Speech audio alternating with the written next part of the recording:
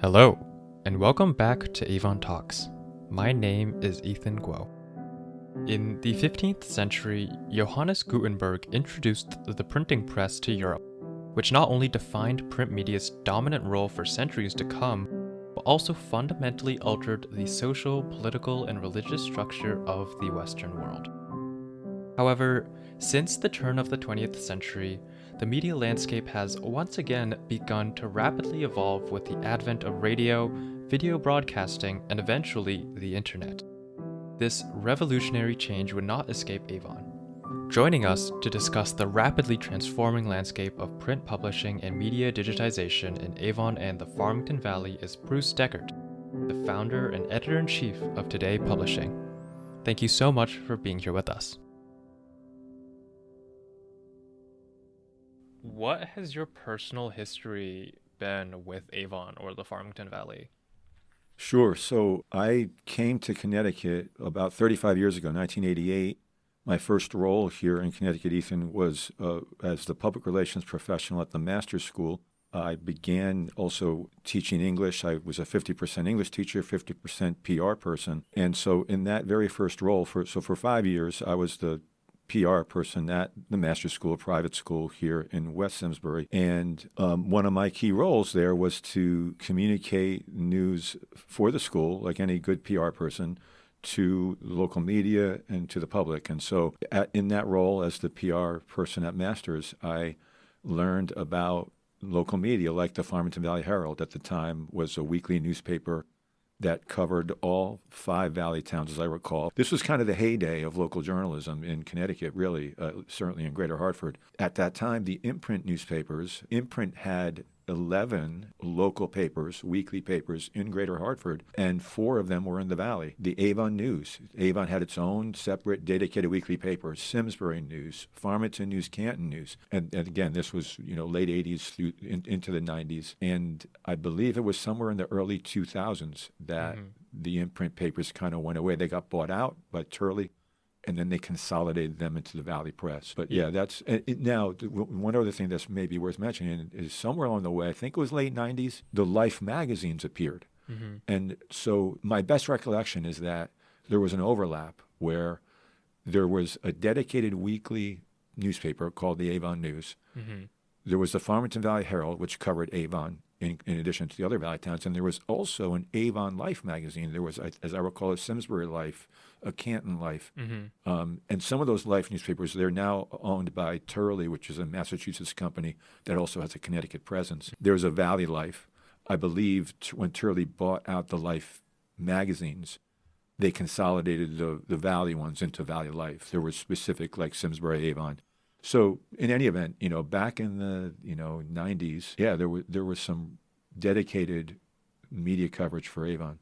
Right. So you've been loosely involved with Farmington Valley media for 35 years. 35 years now. Yeah. I know you talked about how back in the 90s, this was sort of the heyday of media in the Farmington Valley.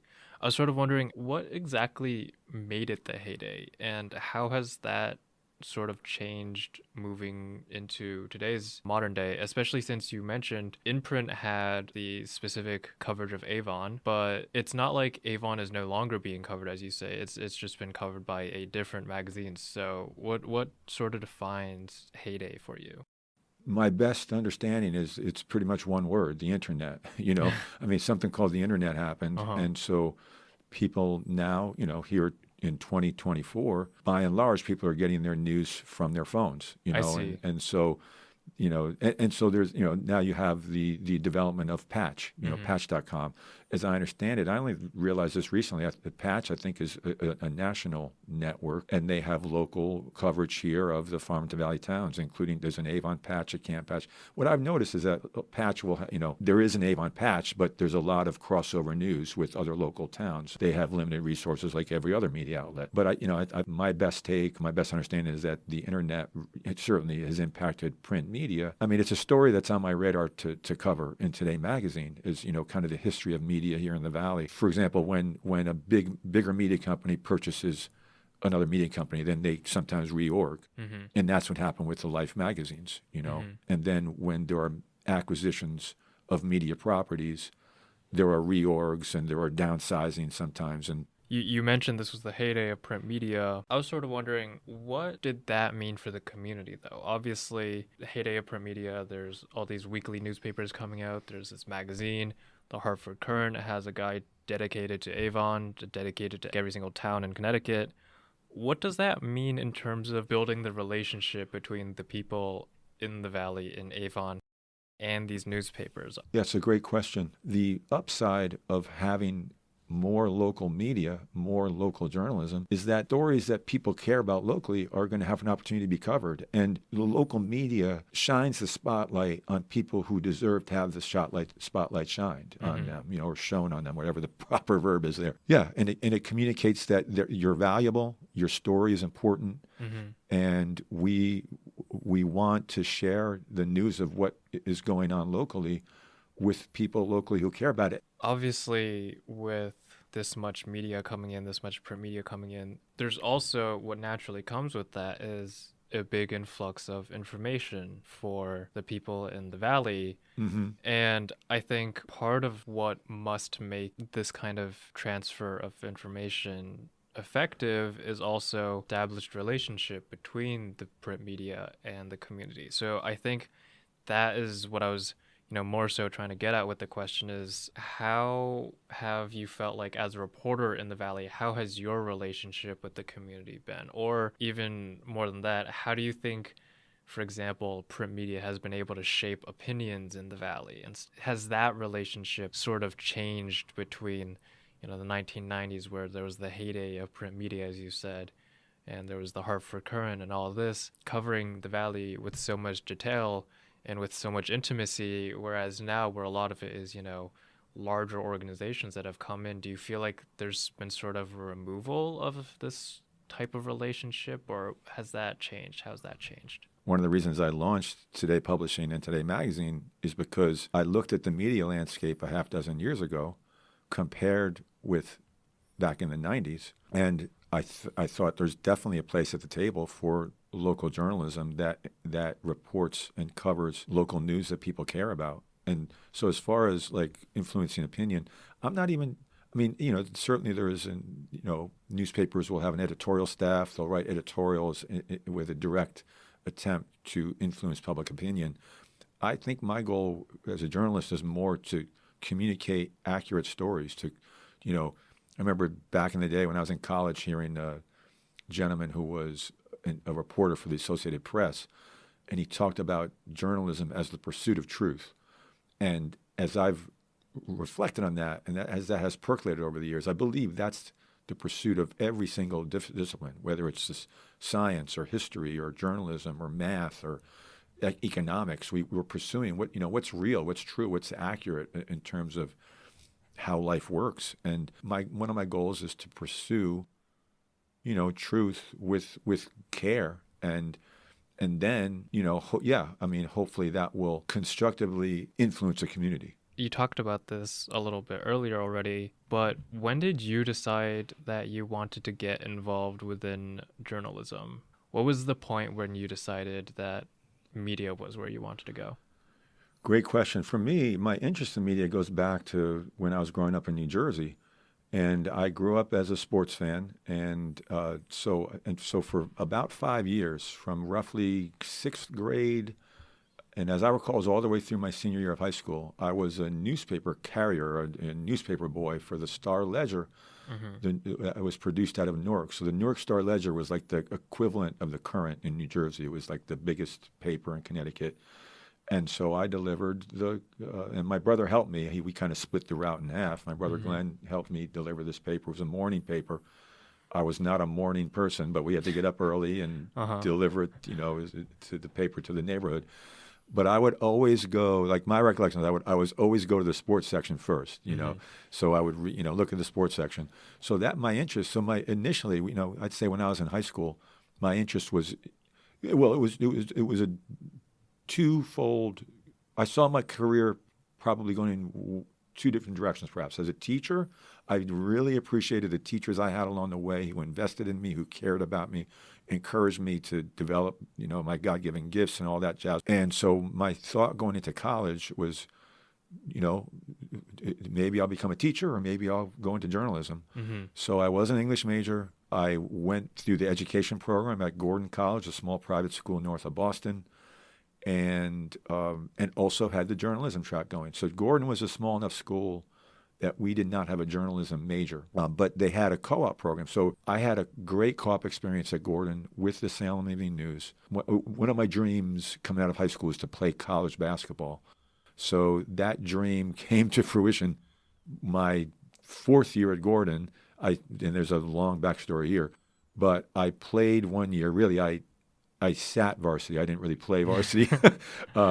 And so that year I did not, I was not on the newspaper staff. But the other 4 years I was at Gordon, I was on the newspaper staff. So our paper was called The Tartan. My sophomore year, freshman year, I covered the basketball team. Sophomore year, I was a sports editor for The Tartan. We published once a week. But anyway, how did I get interested in journalism? I just had great English teachers and then English professors, who encouraged me to keep writing. And so when I graduated from Gordon, I had a certification to teach English in Massachusetts. Mm-hmm. And I also had the journalism experience. The 5 years at the master's school. So my first year out of college, I taught English and a journalism class in southern New Hampshire at a small school called Raymond High School. Mm-hmm. Raymond, I remember hearing it described as a whistle-stop town between Portsmouth and Manchester in New Hampshire, right along Route 101. Went right through. And so I was there 1 year, came down here to Connecticut, 5 years at the master's school, all 5 years connected to the public relations, did some English teaching as well, and then moved on from master's with the idea of launching this establishing a sole proprietor communication consultant company, and then segued into journalism. And so it's one, sometimes life is tough to figure out. You get thrown curveballs, you have tough times, and that's true for everybody. When I look at my career track, it actually makes sense, because those are the two things I studied for, studied for and trained for were teaching and journalism, and that's what I've done. But most of my career has been in media. Right. So that perhaps a meandering answer, but that hopefully that answers that question. After you establish your company, you would eventually go on to work for a company like ESPN, right? And then you already mentioned in-print magazine. In-print newspapers. Yeah. You worked for a variety of other media companies. How did you eventually settle on Today magazine, or deciding to really focus in on the Farmington Valley? Great question. And, one way to describe it is that this has been a necessity is the mother of invention venture. I'm at the master's school for 5 years, have this opportunity. And along the way, of course, I have a family, I have a wife and 2 children to support, and had a tremendous family experience. My son and daughter are both graduates of the master's school. Their mom was really a legend at the master's school, great coach, great teacher, administrator. And so in any event, we have a long history at the master's for sure. After I moved on from master's, I stayed connected to that educational community because of Mina's, presence there, and also, again, my son and daughter. So I'm at the master's school, move on, have this opportunity to imprint, work at JRC, imprint, Bristol Press, Herald Press for 3 years overall, 3.5 years, and then get this opportunity at ESPN. So, Ethan, what happens is I'm at ESPN for 16 years, and then there's this historic workforce reduction, the biggest layoff in ESPN history at the time. Now, that was about 300 or 350 people. My recollection is about 4% of the ESPN workforce. So that's a pretty significant layoff. Since then, there have been about a half dozen, I think, layoffs. So, ESPN has kind of been hemorrhaging jobs, and yet still a successful company. The day in October of 2015, the day after I learned about this layoff, that now I'm, again, me and 300 of my closest friends are without work. So do you think the next day my thought was, let's see, how do I pay the bills? Oh, I'll launch a startup. No, because startups are notorious for it takes a while to make some revenue with a startup. So my goal the next day was I need to find gainful employment. And I, so I was hustling that job search, Ethan. I was like sending out resume after resume after resume. Just one of the frustrating career aspects of my life is that I was not offered, I got no full-time offers out of all of that job. The networking I did, the sending out dozens and hundreds of resumes, I got a part-time gig. Ironically enough, it was for a niche magazine in Granby called Granby Living Magazine. I think they're still publishing. It was like 5 to 10 hours. It was $350 a month. That's what I was paid to start. And then they upped it to $500 a couple of years later. That's paying one bill. It's not paying a mortgage, So I needed full-time work. I ended up working on a contract role for a year and a half, and there's a backstory to this, on the digital media copy desk at ESPN that I had been working at for 10 years. So that provided steady revenue for a year and a half. But if anyone who's familiar with contract roles in corporate America, that capped at 18 months. They capped it. So after a year and a half, Ethan, I mean, I'm telling you, could I have done more? I guess you can always hustle a little more, but I was hustling this job search. I got no full-time offers in about 2 years. But I just decided I've got to be proactive. I know reporting, I know media, I know storytelling and journalism and design and editing. I'm good at this. This has been my career. I started from scratch. I launched Today Magazine, Today Publishing, and it's been a roller coaster journey, but it's also been a lot. I've learned a lot. I've become a better writer. I mean, for 16 years, I hardly wrote at all. I started blogging in 2012 because I wanted to write. I wanted a platform, an avenue to write, but I wasn't writing professionally. I was really slotted in as an editor. I had won one award when I was an imprint, a writing award. I won a design award when I was with Bristol Press. That was back in like the late 90s. And then I'm like basically anonymous, so to speak, as an editor for most of my time at ESPN Digital Media. And since then, like this magazine, one of the really gratifying things is we've won 40 awards in 5 years. Looking back 20 years or 25 years and saying, there were like 8 to 10 really newspapers and magazines that covered the Valley specifically. And a half dozen years ago, there were maybe 3. And so, let me do what I know how to do, what I have some skills at, and hopefully contribute to this community, make a living, be able to pay the bills. And so it's been a roller coaster journey, but that's not exactly an answer in a nutshell, but that gives you a little bit, there's plenty more of the story, but I appreciate. You're kind of getting into the next part of the question, which is sort of the ideas there. You're going to start Today Magazine. Yeah, well. You decided on the Canton. What was the process of getting Today Magazine actually started? An idea? This is the start, right? Yeah. Right. And so I guess what to clarify, in other words, when I launched Today Publishing, so Today Publishing is the mini media outlet that produces Today Magazine. That's the monthly magazine I'm currently producing. And then I've also got a digital news platform called Today Online. The magazine is the monthly magazine that has a number of stories in it, one URL for that the whole magazine. Today Online is the digital news platform where I can roll out one story at a time. So it's a separate URL per story. So like if you go to thehartfordcurrent.com, you click on a story, that's kind of the equivalent of Today Online. When I initially launched Today Publishing, I was not covering Avon. I was focusing on Canton. I had enough advertising support to launch in Canton. And then after a few months, again, I was, as a small business owner, I had enough advertising to pay for the printing and mailing, but I had no salary. Okay, so after a few months, let's see. It was the decision to expand my news coverage to Avon and Simsbury.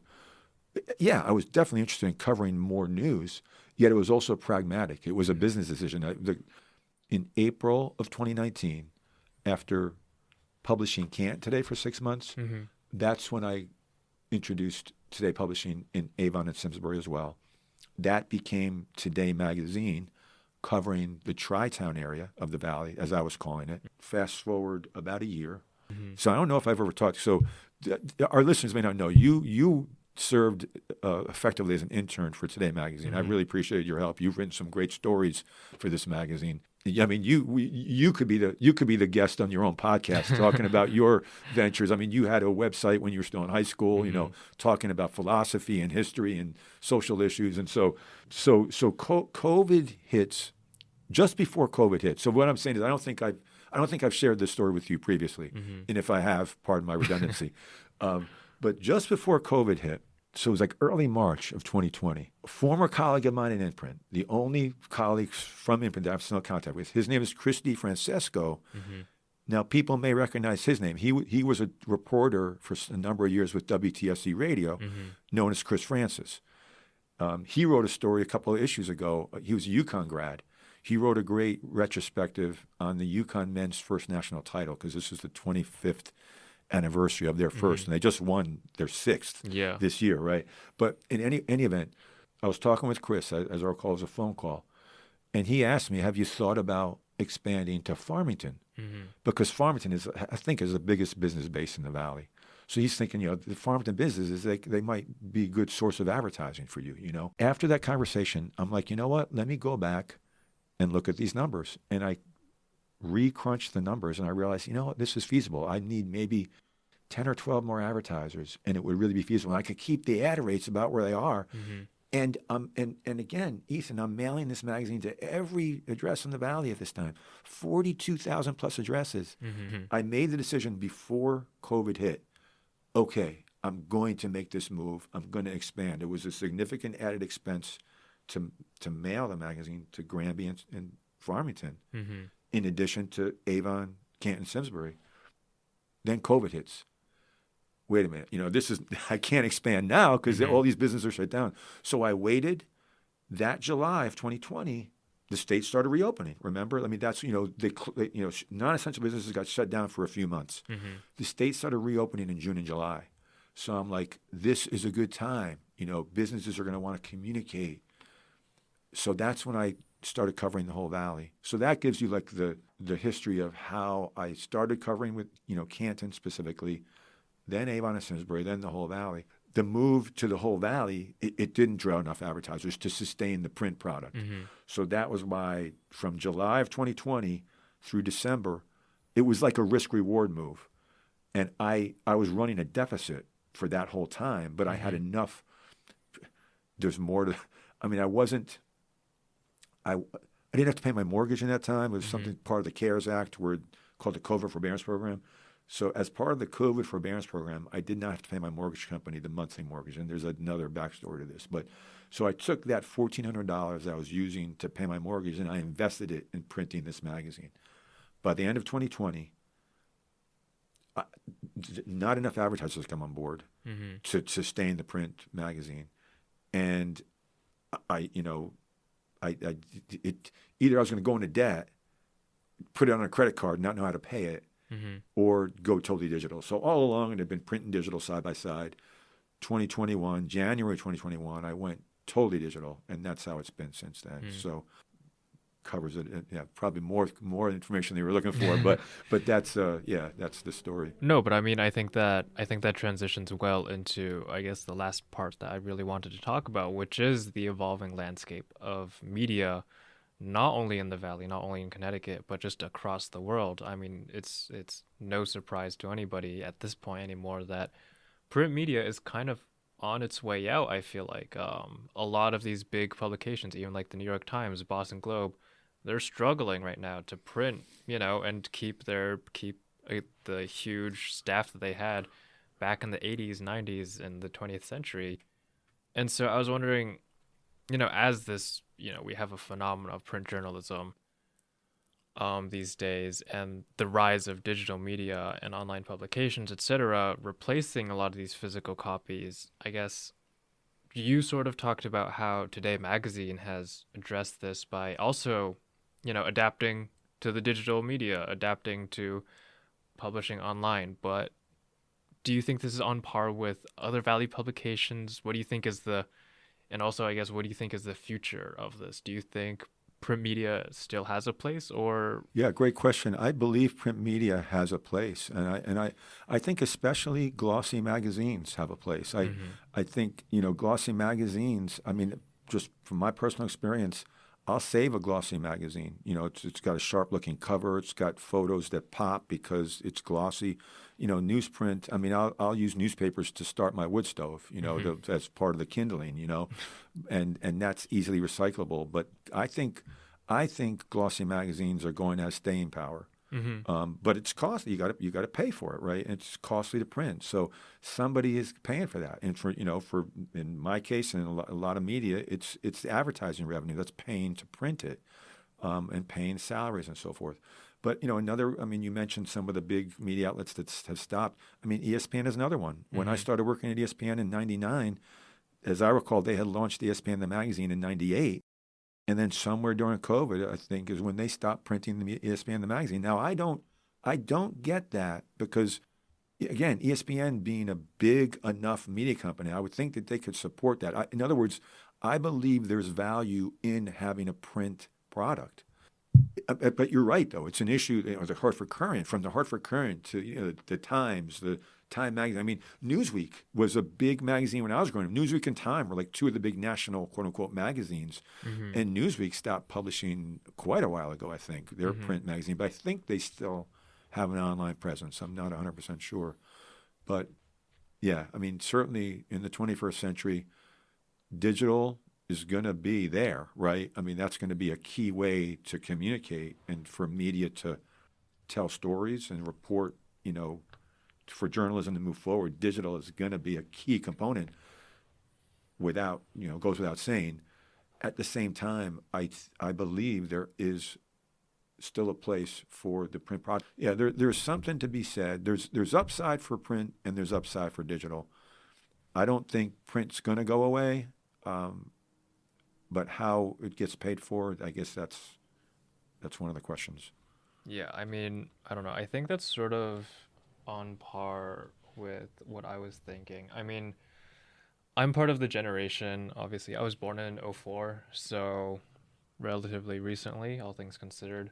Well, right in the smack dab in the internet age. Right, exactly. Right. So for me, when I read stuff, it's mostly online. Articles, even for well-established magazines like The Atlantic or The New Yorker. I won't like go purchase a copy from a store or whatever. I just get a subscription online to The Atlantic and read their articles like that. But also at the same time, like for example, this podcast has been in a few publications. It's been mentioned a couple times, and when I see it online, when I see it mentioned online, I'm like, oh, that's kind of cool. But when I get a copy of it, I'm like, oh, this is something I'm going to put in a filing jar someday. And maybe when I'm like 60, if I get to 60, I'll take it out and I'll look at it and I'll be like, okay, this is an achievement or something. So definitely. I definitely understand the appeal. I mean, I'm a huge reader. I'm an English major as well. When I read something on the Kindle or something online, I'm like, okay, this is kind of, whatever. But having a print book in hand, that feels nice. So I totally understand the appeal of the print media. I was just wondering, obviously you talked about a lot of this as well, about how digital media, it's just more affordable. It's something that's more sustainable, especially since we're entering such a digital age where people, especially younger people, have shorter attention spans for something that's like a long form print traditional magazines. So there's ups and downs, and I think ultimately at the end of the day, in my mind at least, the future is through deciding a balance between what should be printed and what can be just kept digital to be made easily accessible to everyone. Yeah. Do you mind if I ask you a question about in this realm? So yeah, I'm wondering. Sure. So I, in my mind, I want the internet to be free. So like if I hit a paywall, I'll say, forget it. I'll just go find that information somewhere else. I don't, and again, like the bigger publications, like the Hartford Courants, the Atlantic Monthly, they'll have a paywall. But so far, Ethan, I have not paid because in my mind, I feel like the internet ought to be free, right? And so, and even like the Courant, well, hey, 99 cents for 6 months, and I'm like, no, I don't even want to do that because then you forget, and then the next time you re-up, it's going to be a lot more probably, So I don't know. What's your take about that? So you don't mind paying a small subscription fee, but in my mind, I feel like the internet ought to be free. So like if people want to read Today Magazine, it's totally free, and I'm planning to maintain that moving forward. However, I understand media outlets have to pay bills. So, Yeah, I mean, in my mind, I think about it like this. Like, it's the same as like Netflix. It's like people put work into this. It's like a lot of people, you know, especially creatives working in a field where it's very hard to become a published author, yeah. published creative, you know, people feed their bone marrow into the wood chipper to produce this work. And I think as an English major, I really appreciate artists who are able to do this. You're glad to support that. Right. Yeah. That's a good point. Yeah. I understand also nobody likes a paywall, and yeah, we want to make information free. And that's ultimately one of the huge perks of the internet, which is, you know, freedom of information. But for me, the last question I kind of had was just, how do you see Today Magazine growing and moving forward, and what are some of your plans for the future? So one of my goals with Today Magazine is to perhaps launch a podcast, so a monthly podcast that would somehow connect to the cover story for that month or previous cover stories. I want to continue to move forward and produce, quality journalism that shares these amazing stories. I mean, there are every business in the Valley has an amazing story. Every nonprofit in the Valley has an amazing story. Every single graduate of a high school in the Farmington Valley has a story to tell. And one of the comments I've shared at various networking events I've been at, I mean, I could live to I'm 100 years old, and I'm not going to run out of amazing stories to tell here in the Farmington Valley. And that's true of any community, but it's certainly true here. And so my goal is to continue to produce quality journalism, and again, a couple years ago, we tied with Connecticut Magazine for the most first place awards in the state magazine contest. Journalistically, in terms of the quality of journalism that I want to produce, I want to keep getting better. I want to keep refining and improving. I've reached a lot of those goals, so we'll see how that plays out. But this is another back burner project. The Today Magazine School of Journalism.